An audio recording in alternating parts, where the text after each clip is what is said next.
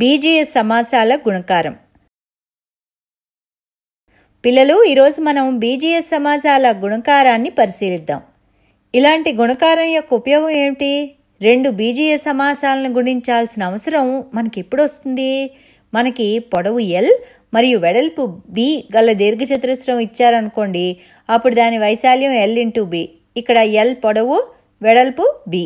ఇప్పుడు మనం పొడవుని 3 సెంటీమీటర్లు, వెడల్పుని 4 సెంటీమీటర్లు పెంచితే అప్పుడు పొడవు మరియు వెడల్పులు L+3 మరియు B+4 అంటే L+3 మరియు B+4 అవుతాయి. అంటే L+3 గాను B+4 గాను మారుతాయి. కాబట్టి ఇప్పుడు వైశాల్యం ఎంత?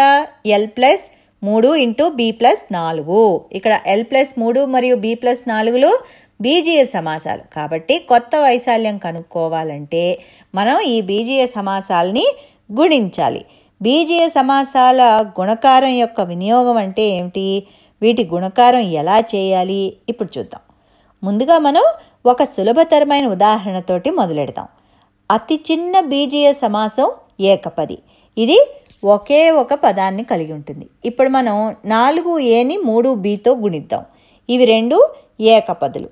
ఒకవేళ 4x3 మాత్రమే ఉంటే మనం దాన్ని 4x3 12 అని రాసిస్తాం. కానీ ఇక్కడ చరరాశులు కూడా ఉన్నాయి.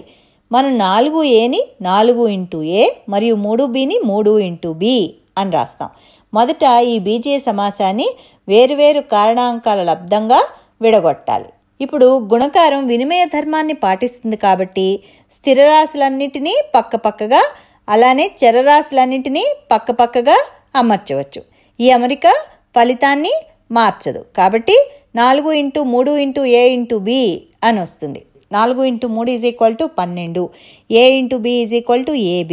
కాబట్టి తుది ఫలితం ఏమిటి? 4a×3b 12ab. ఇప్పుడు మనం మరొక ఉదాహరణ చూద్దాం. కొద్దిగా కష్టమైన ఉదాహరణ ఇది. 3a³ into -5b² into 7c.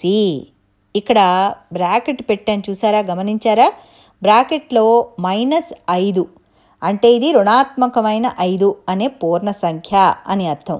ఈ బీజీయ సమాసాల ఏకపదుల, ఇవన్నీ ఏకపదులు కదా, ఈ గుణకారంలో 3 పదాలున్నాయి. 3a³ -5b² 7c.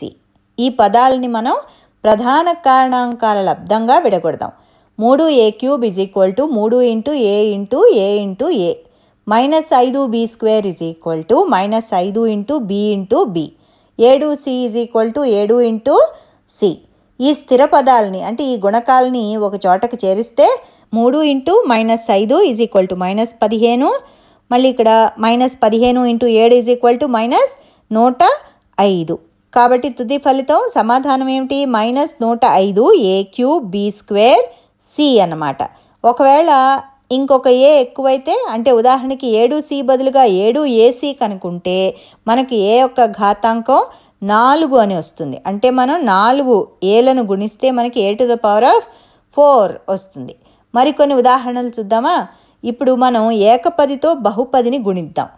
3pని అంటే ఒకే ఒక పదం గల బీజీయ సమాసాన్ని 2 పదాలు కలిగిన బీజీయ సమాసం 4p + 6తో గుణిద్దాం. దీన్ని మనం 3p × 4p + 6 అని రాస్తాం. మీకు విభాగ న్యాయం a × b + c ab + ac ఇది గుర్తుందా? ఇక్కడ a 3p, b 4p, c 6.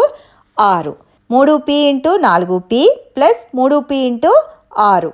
ab 3p × 4p 12p². ac 3p × 6 18p. కాబట్టి సమాధానం 12p² + 18p అవుతుంది. Therefore 3p × 4p + 6 12p² + 18p.